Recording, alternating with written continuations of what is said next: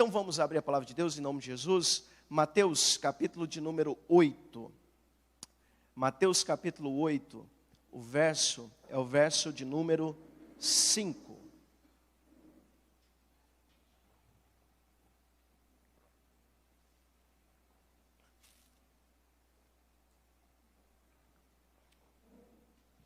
Mateus capítulo 8, verso 5. Gostaria de ler até o 13, é um pouquinho longo, mas vale a pena, tá bom?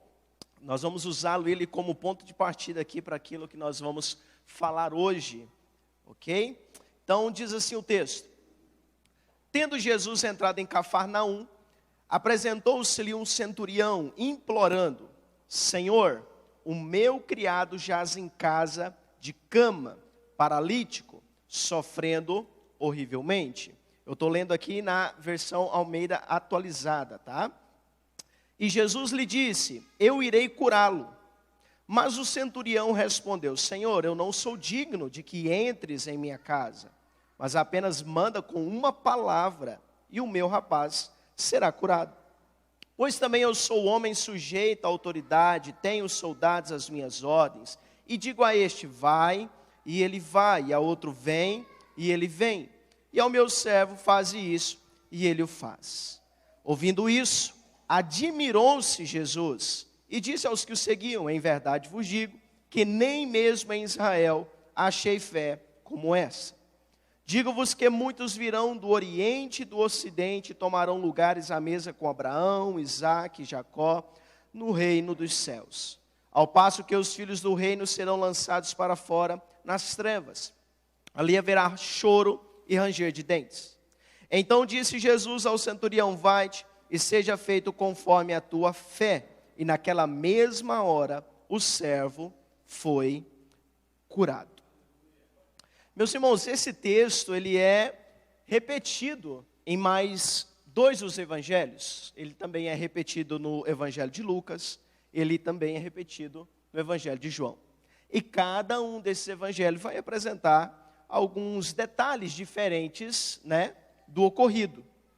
Porém, todos eles vão apresentar aqui algumas coisas, vamos dizer assim, em comum. Todos eles escolhem aqui alguns detalhes e ele é apresentado, e nós encontramos eles nos três cenários. Se você observar o texto, se você tem a sua Bíblia na mão, ou ela aberta ou ligada, você vai entender que no verso 5 vai estar falando de um centurião. O centurião, ele é um oficial romano, ou seja, ele era um homem gentil, ele não fazia parte, da promessa feita a Abraão, ele não tinha essa crença, como base da sua vida, ele era um oficial romano. Isso é uma das coisas que esses textos têm em comum, eles vão falar da situação deste oficial. Agora, nós vemos que ele chegou diante de Jesus e disse: olha, eu tenho em casa, o meu criado, em alguns, outro texto vai dizer filho, paralítico, sofrendo horrivelmente. Jesus, ele diz uma palavra bem certa a ele: olha, eu vou lá e eu vou curar ele. Eu vou lá e eu vou trazer cura para essa pessoa. Agora, o que esses textos trazem em comum é algo que eu quero destacar aqui, é a posição, ou como esse homem reagiu a essa ação de Jesus, a essa palavra de Jesus. Jesus disse: eu vou lá. Só que o centurião, um homem de autoridade, como aqui nós lemos, ele dava ordem, ele sabia o que significava estar sujeito a uma palavra de ordenança, ele sabia o que era dar uma ordem e estes o obedecer, Jesus diz: eu vou lá. Agora ele olha para Jesus e diz: não, eu não sou digno de você entrar na minha casa. Manda apenas uma palavra, e o meu servo, ele vai ser curado. Jesus, ele se admira desse centurião. Jesus, ele tem uma admiração muito grande, isso está no verso 10, ouviu isso? Jesus disse a ele, ou aqueles que o seguiam: em verdade vos digo que nem mesmo em Israel eu achei tanta fé como essa. O que nos chama a atenção aqui nesse texto é a admiração de Jesus a respeito desse centurião. Quando ele teve uma fé ousada, simplesmente no que podemos dizer a uma palavra de ordem de Jesus. a uma palavra de ordem de Jesus. Isso despertou algo em Jesus. Nem mesmo em Israel eu encontrei fé como essa.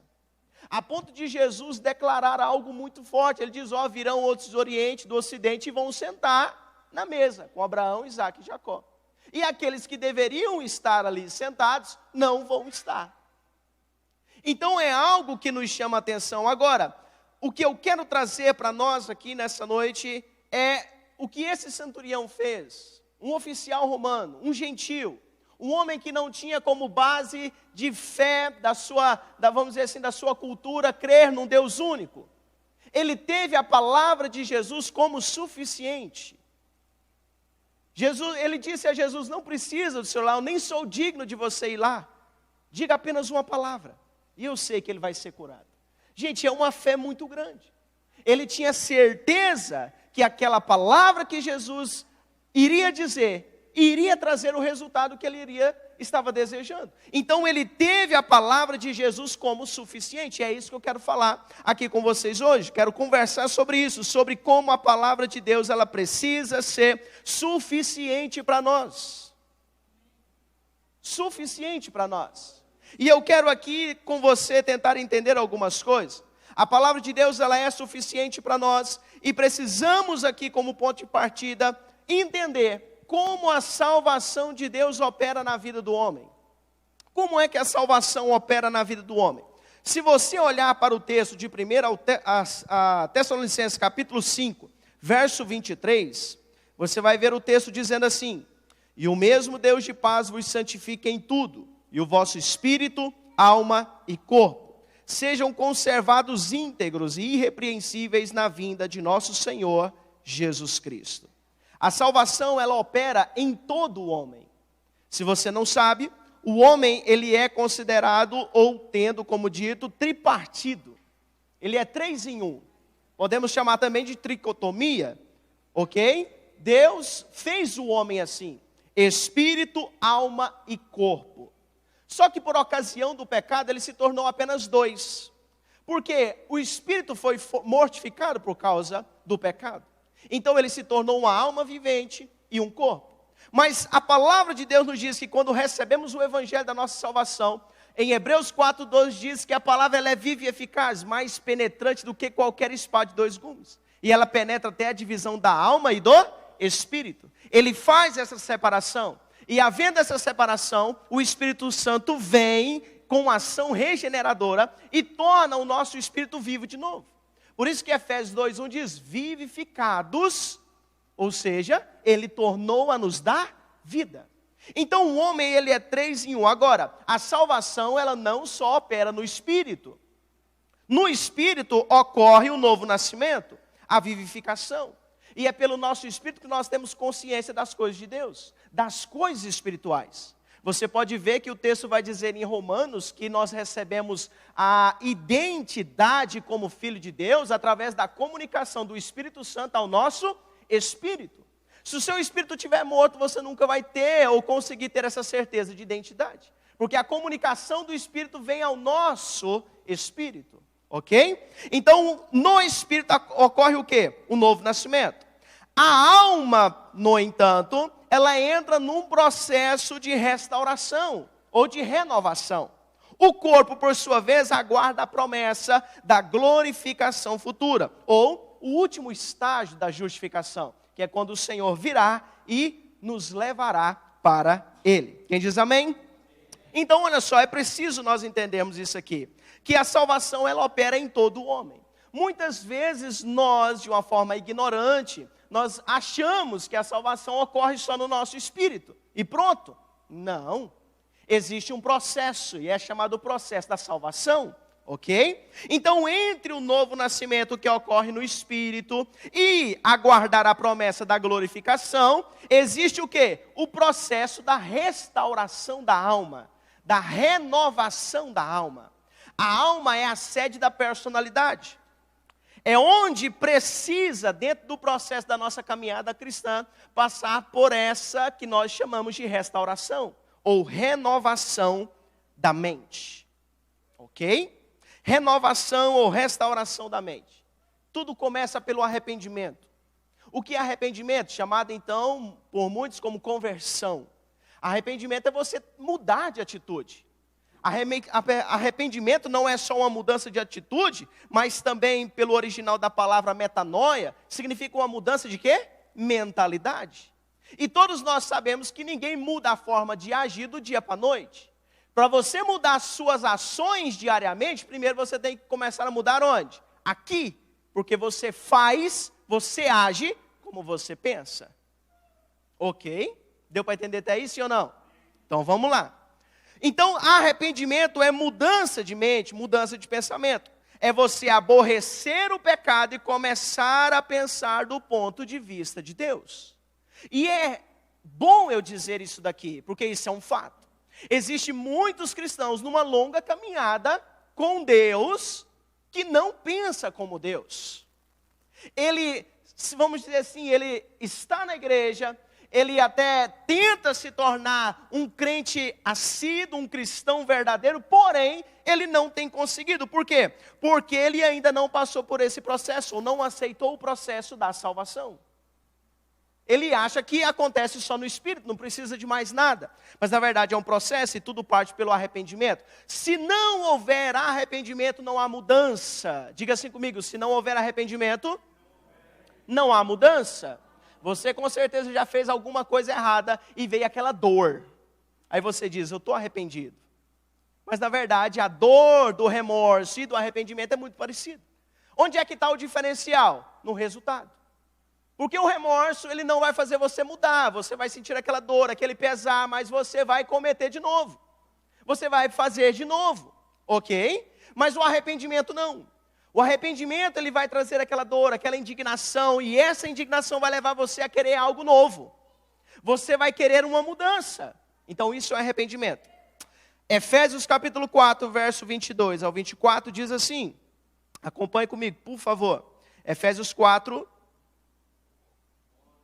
22 e 24 diz, no sentido de que, quanto ao trato passado, vos despojeis do velho homem, que se corrompe segundo as concupiscências do engano, e vos renoveis do espírito do vosso entendimento, e vos revistais do novo homem, criado segundo Deus, em justiça e retidão, precedentes da verdade. Presta atenção no texto, que o texto está falando de algo do passado. O texto está falando que você precisa se renovar através do espírito do vosso entendimento. Para quê? Para que você possa se revestir do novo, que é criado segundo Deus. Então, existem três coisas aqui. Primeiro, você olha para o seu passado. Segundo, você olha para o seu presente e qual é a sua ação? De renovação. E essa renovação acontece no seu entendimento. Para quê? Para que a partir de então você possa viver o novo. E esse novo é criado segundo Deus, em retidão, precedentes da verdade. Entenda que está fazendo uma ligação com a verdade. A verdade tem ligação com o quê? Com a palavra de Deus. Amém? Então, para a gente começar a pensar do ponto de vista de Deus, é preciso o quê, gente? Nos enchermos da palavra de Deus. Nos enchermos da palavra de Deus. Você nunca vai conhecer o que Deus é. Você nunca vai entender como Deus é, o que Ele pensa, a sua vontade, sem a palavra dEle. A palavra dEle tem como propósito isso. Nos mostrar quem é Ele, nos dizer a sua vontade, nos guiar dentro da sua vontade. Então, para a gente começar a pensar sobre o ponto de vista de Deus, é preciso nos encher da palavra do Senhor. Aqui, nesse momento, é quando vai começar um alinhamento de princípios, vontades e desejos. Aqui. Porque como nós lemos no verso aqui 22 de Efésios, quanto ao trato passado, nós estamos totalmente corrompidos de acordo com o quê? As concupiscências do engano. Concupiscência quer dizer, gente, apetite carnal desordenado ou sem controle. Tudo aquilo que você deseja e passa do controle é concupiscência. Então Deus está querendo nos ensinar o quê? Gente, você vivia antes de uma forma descontrolada, entregue totalmente aos seus próprios desejos. Agora não. Agora eu preciso que haja um alinhamento de princípios, de vontade e de desejo. Não é você mais que vai dominar aqui, sou eu. Ok? Quem diz amém? Está frio? mas pode estar quente também pelo Espírito. Alinhamento de princípios e vontades. Nós precisamos disso aqui, gente. Nós precisamos disso aqui. Ok? Até porque, você com certeza deve saber disso, mas se não sabe, eu repito, você é responsável simplesmente pela palavra de Deus aqui na terra. Então, se nós não estivermos alinhados com aquilo com que Deus quer, como é que Deus será conhecido aqui na terra?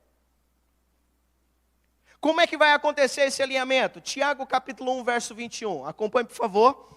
Tiago capítulo 1, verso 21 vai dizer: portanto, despojando-vos de toda impureza e acúmulo de maldade, acolhei com mansidão a palavra em vós implantada, a qual é poderosa para salvar a vossa alma. Gente, quando fala alma na Bíblia, vai falar mais ou menos de 3 coisas. Primeiro, alma vivente, ok?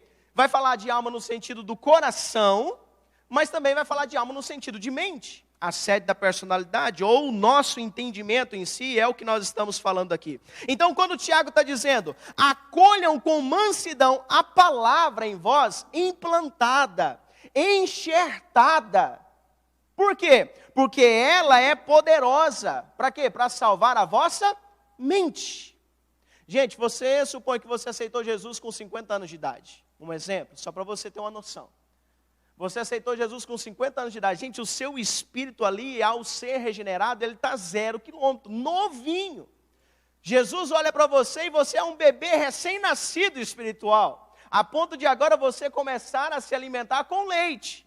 Ok? Mas a sua mentalidade é de um homem de 50 anos, de uma mulher de 50 anos. Ou seja, toda a imundícia está aqui. Tudo que você fez de errado está aqui. Você não vai sofrer uma amnésia, você não vai, nossa, de repente esqueci de todos os meus pecados, não. De tudo que eu já cometi, não, está tudo aqui, acumulado. Como é que eu vou renovar, restaurar essa minha mente? Através da palavra de Deus. Em mim, sendo implantada diariamente, sendo enxertada diariamente, por quê? Ela vai salvar a minha alma. Agora, você talvez não possa estar entendendo o que é isso. O que é restauração da mente?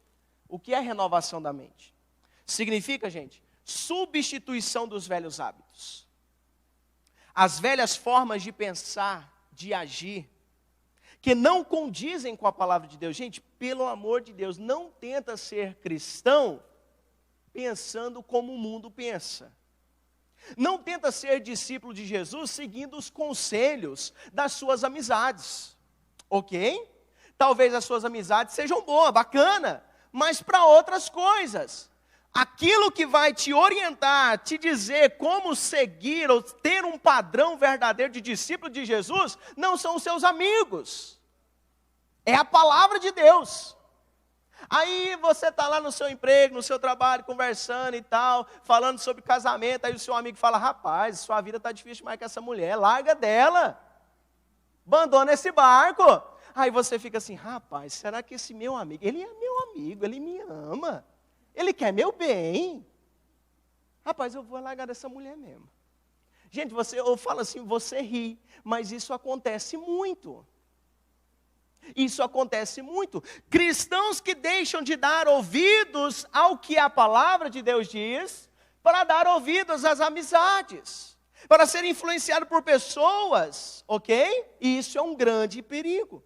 Isso é um grande risco. Então, renovação da mente, essa palavra renovar vem de 2 palavras, tá? Do original grego, que vai significar restauração, renovação. É você literalmente fazer uma substituição de informações. A sua mente está imunda, cheia de maus hábitos, mas com o decorrer do dia, aprendendo a palavra de Deus, se alimentando da palavra de Deus, andando em comunhão com os irmãos, esses velhos hábitos vão sendo substituídos.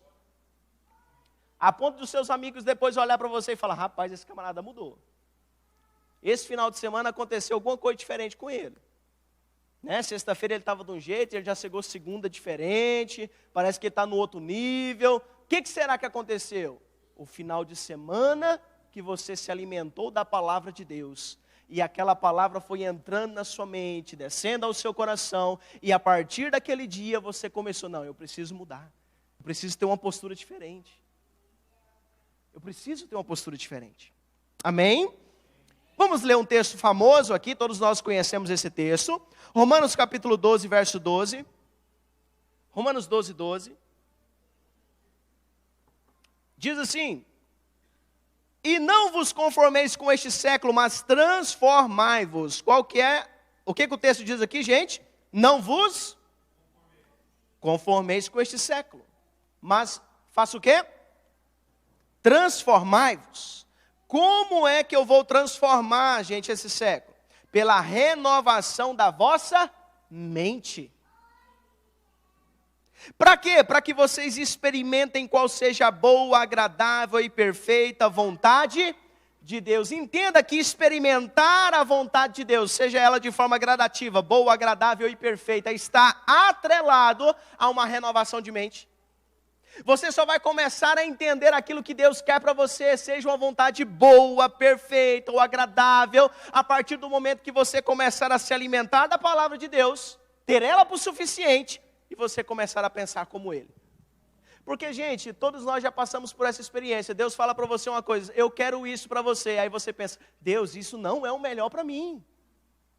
Deus, eu acho que o melhor é esse caminho aqui, é dessa forma. Aí Deus está dizendo: não, é por aqui. Aí você fica teimando. Por que muitas vezes há essa teimosia, essa relutância da nossa parte? Porque ainda falta uma renovação da mente, tá? Que não acontece do dia para a noite, entenda-me bem. Isso é um processo, ok? Isso é um processo. Você não vai começar a ler a Bíblia hoje e amanhã você já sabe de tudo que Deus quer para você. É um processo. Você vai alinhando, é um processo de alinhamento. A importância e necessidade de restaurar nossas mentes se dá pelo fato de que, se tentarmos sacrificar os nossos desejos, os desejos do nosso corpo, sem renovar a nossa mente, nós vamos viver uma vida frustrada. Nós vamos viver uma vida frustrada. Porque a gente está tentando procurar uma coisa, tentando sacrificar algumas coisas, mas não entendemos o porquê. Não estamos entendendo a razão, o motivo. Por que Deus quer isso? Porque não há uma renovação da mente. Gente, por que isso é muito importante? E de nós conversarmos isso hoje. Ter a palavra de Deus por suficiente é o ponto de partida para que os nossos ouvidos espirituais estejam sensíveis para reconhecer a voz de Deus. Quando nós ouvimos assim alguém dizer: Deus falou comigo, normalmente a gente pensa o quê? Eu ouvi aqui, né? Nos meus ouvidos físicos. Mas não, há várias formas de nós percebermos a voz de Deus. Seja ela aqui, seja ela aqui dentro, e seja ela pela palavra dele. Muitas vezes, já ouvimos vários testemunhos disso, e eu já praticamente já experimentei isso. Você está estudando, você tendo o seu devocional, e de repente Deus te fala de uma forma tão direta e específica, você fica: uau, realmente era isso que eu precisava. Deus falando com você, Deus falando pela palavra dele. Então olha só, entender isso é fundamental. Ter a palavra de Deus como suficiente é o ponto de partida para estarmos sensíveis à sua voz. Amém? Qual é a nossa necessidade da palavra de Deus? Entenda, George Miller, ele declarou algo do seguinte: o vigor de nossa vida espiritual está na proporção exata do lugar que a Bíblia ocupa em nossa vida e em nossos pensamentos. Você já pensou num termômetro para medir a sua vida espiritual? Existe. Qual é? O seu relacionamento com a Bíblia. É o seu termômetro espiritual. Gente, tem pessoas que passam a semana toda, né? E mal viu a Bíblia.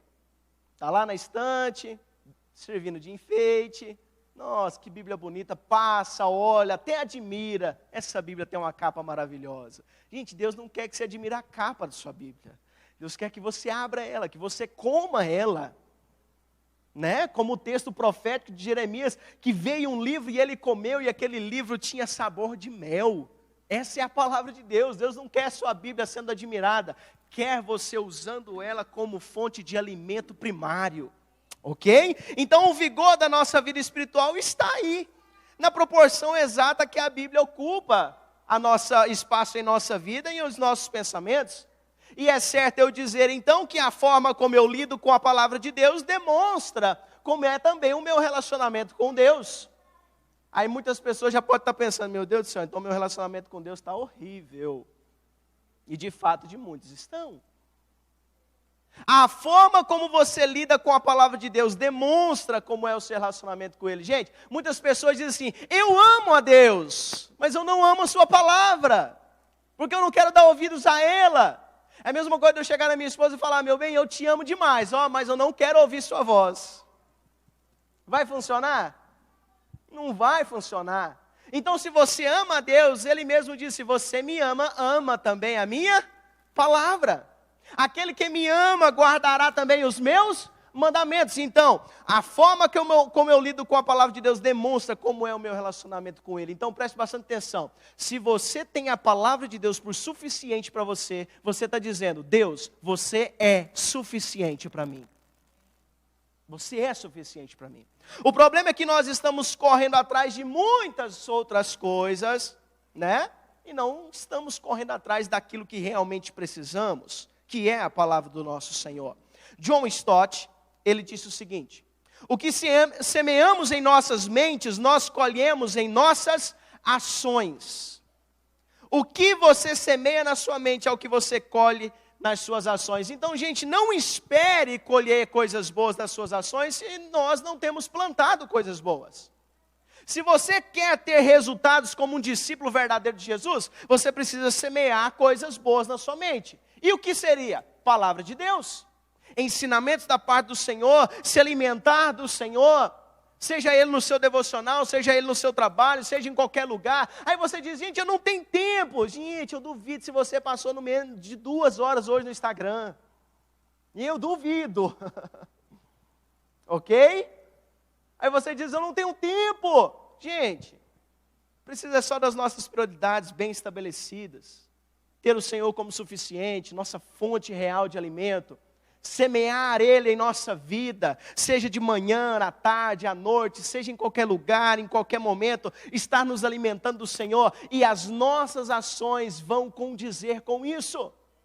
Não queremos ser como os fariseus hipócritas, falavam uma coisa, mas por dentro era outra coisa. Longe de nós isso. Queremos ser cristãos verdadeiros, queremos que o Senhor olhe para nós e, como Ele diz no Salmo, Ele diz, quem vai habitar no meu santo monte? Aquele que é puro de coração, aquele que tem as mãos limpas. O que Ele está dizendo? Aquele que me ama de verdade, aquele que realmente me tem por suficiente. É isso que nós queremos. Você quer isso, sim ou não? Amém? Nós sabemos da importância da palavra de Deus, gente. E muitas vezes isso é uma realidade, existem muitas pessoas ainda no convívio cristão que tem a palavra de Deus só como parte inspirada por Deus, só o Novo Testamento, outros ainda creem só no Antigo Testamento, outros creem só em alguns dos livros só. Porém, nós temos a palavra de Deus como um todo, os 66 livros, né? Os 1189 capítulos, todos eles são inspirados por Deus. É isso que Deus vai dizer através de Paulo a Timóteo, 2 Timóteo 3,16. Toda a Escritura, ela é inspirada por Deus. Toda ela. Tá? E ela é útil para quê? Para o ensino, para a repreensão, correção e educação. Por isso que muitas pessoas não gostam de estar frente a frente com a palavra de Deus. Porque a palavra de Deus vai corrigir mesmo. A palavra de Deus, ela vai educar.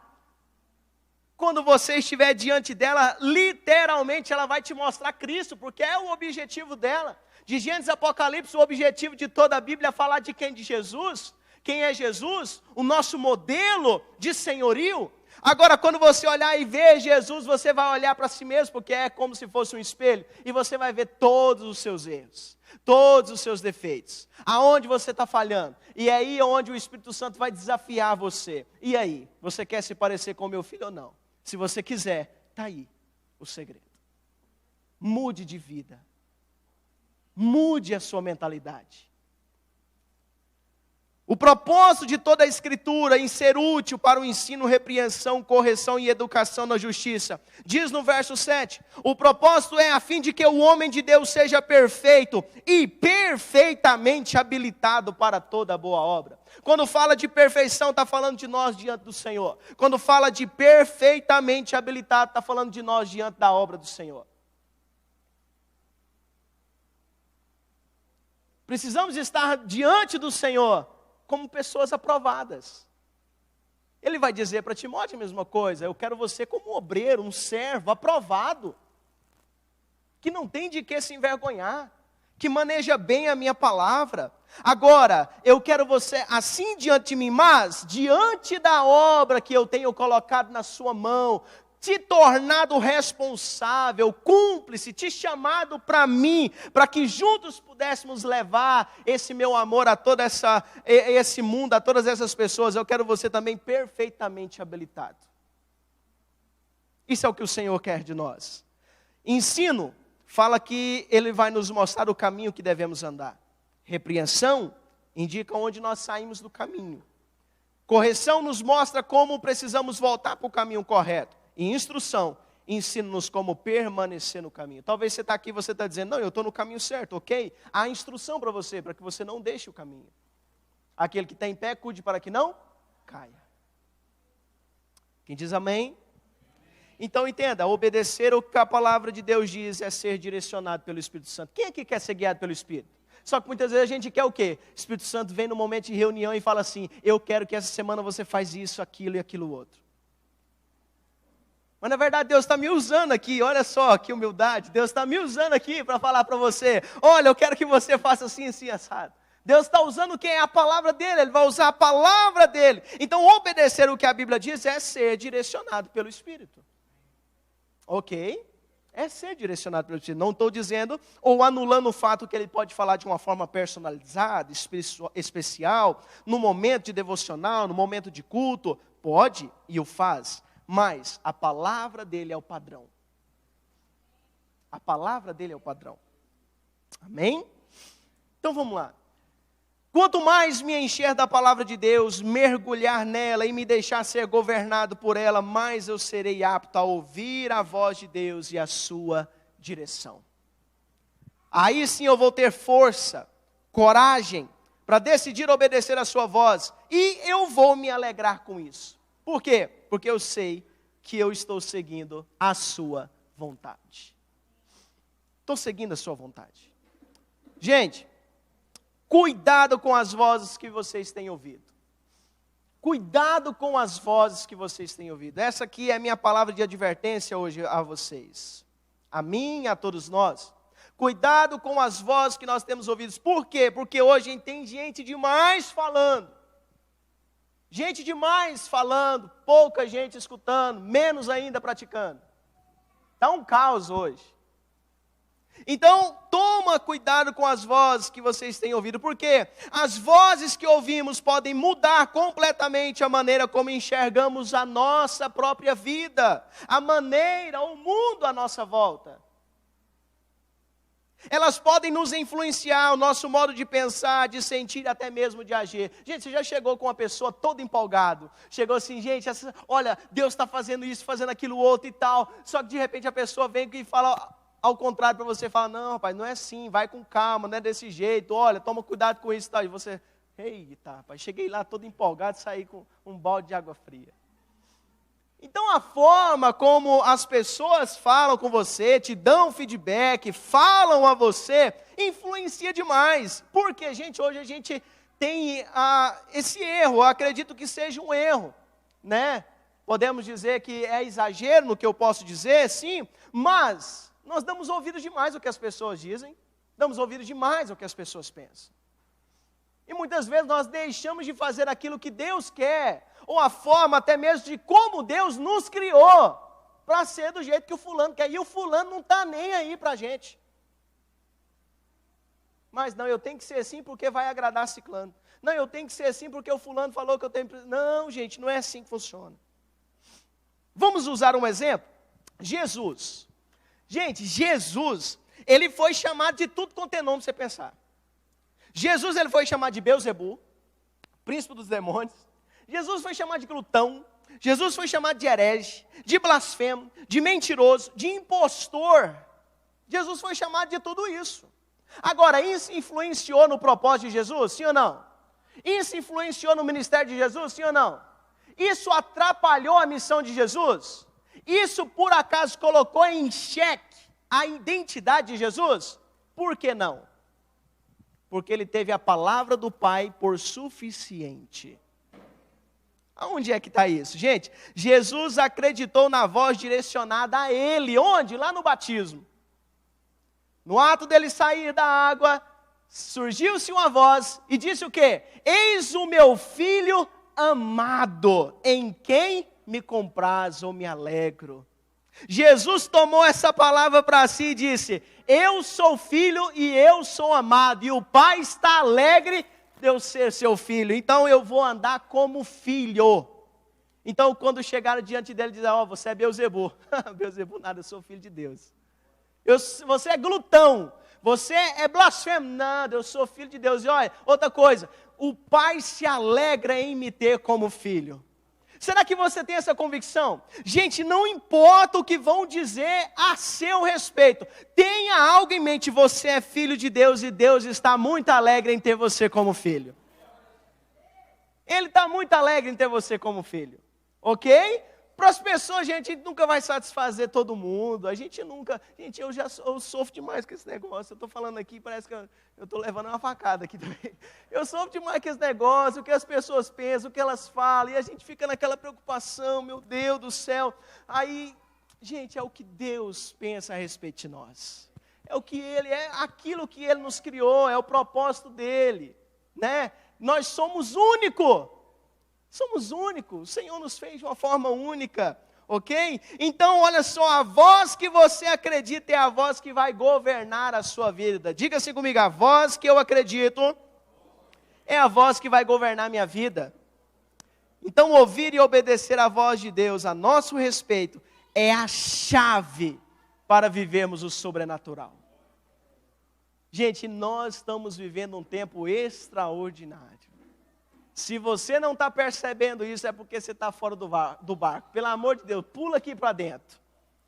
Pula aqui para dentro, porque nós estamos vivendo um tempo maravilhoso.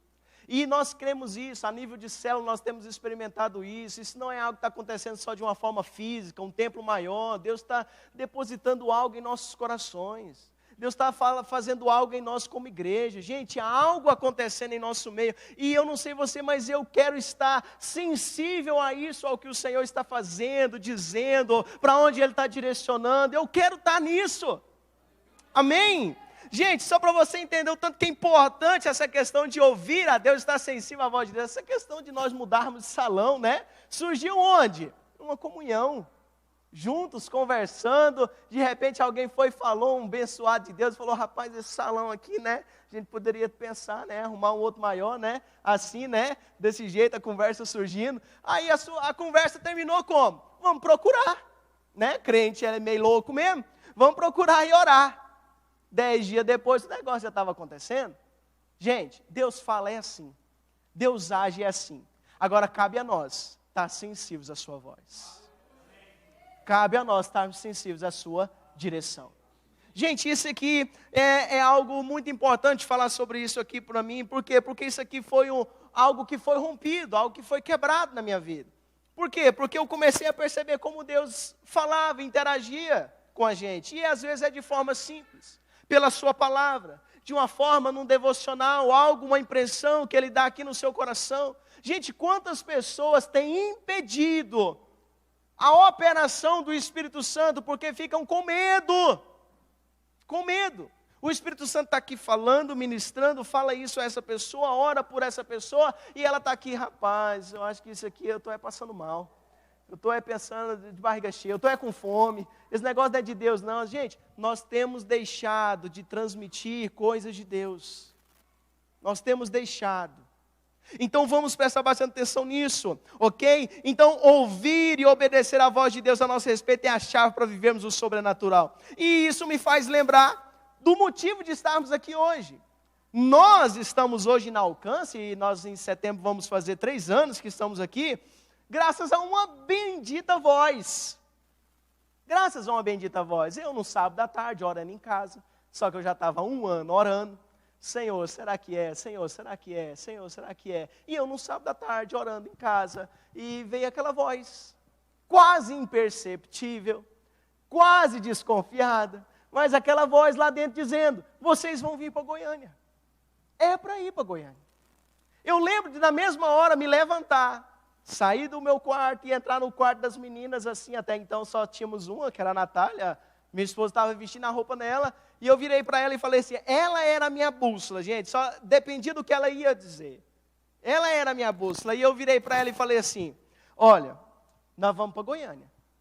Ela virou para mim e falou assim, olha, para onde você for, eu vou. Aí eu falei, então vamos embora. A bússola apontou para o lado certo. Por que eu digo que ela era a minha bússola? Porque, gente, se Deus fala com um, mas não fala com o outro, aí está um problemão. Se você é um casal, Deus, é necessário Ele falar com vocês dois. É necessário, e Ele vai fazer isso, porque Ele não vai causar divisão. Ele faz isso porque a obra é do casal. A obra é no casal, não é um individual. Eu poderia muito bem chegar nela e falar assim, olha, Deus falou comigo assim, assim, assado, e você vai. E ela poderia muitas vezes, às vezes, como uma esposa obediente, falar, ok, vamos. Mas e a preocupação de como estava o coração dela? Como estava ela naquele momento? Gente, é muito importante que o Espírito Santo faça isso de uma forma alinhada entre os dois. Então, isso me traz a lembrança, por quê? Porque foi através dessa voz, gente, e como nós estamos vivendo coisas extraordinárias de Deus. Agora, não vivam a fantasia. Ouvir a voz de Deus e obedecer a ela não quer dizer que você vai entrar no mar de rosas. Muitas vezes Deus vai virar para você, Moisés, diante do mar vermelho. Anda, meu filho, você está parado por quê? Anda. Senhor, para onde? Anda. Olha o mar na sua frente. E muitas vezes Deus vai esperar você dar um pontapé, tomar iniciativa, para que algo extraordinário possa acontecer. E é isso que nós desejamos, viver o extraordinário. Amém? Fique de pé em nome de Jesus.